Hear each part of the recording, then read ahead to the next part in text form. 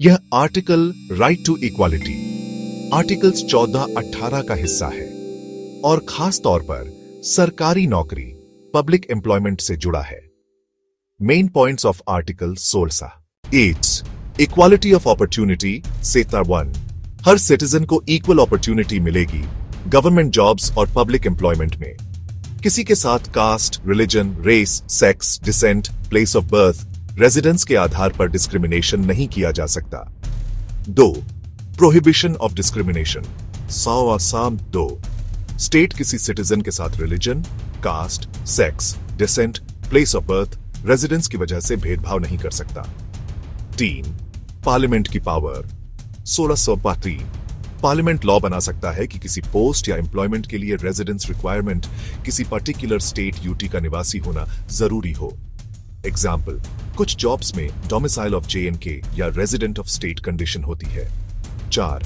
Reservation for backward classes 4 state को power है कि वो रिजर्वेशन दे SC, ST, OBC या socially and educationally backward classes को अगर उनको पर्याप्त रिप्रेजेंटेशन नहीं है सर्विसेज में।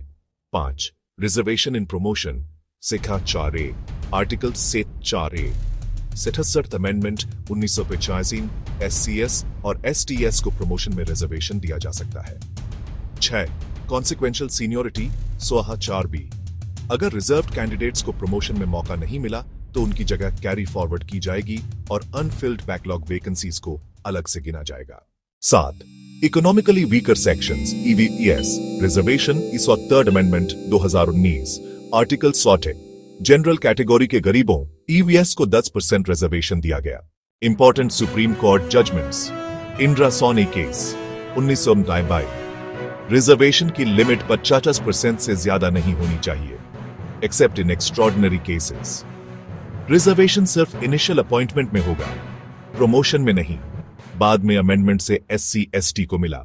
इन शॉर्ट इजी याद रखने के लिए 6-1 equal opportunity in jobs, 16-2 no discrimination, 16-3 Parliament can allow residence-based conditions, 16-4 reservation for backward classes, 16-4A reservation in promotion for SC ST, 16-4B carry forward rule, source share 10% EWS reservation।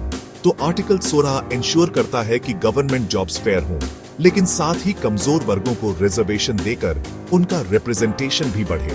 Like and subscribe for more constitutional knowledge.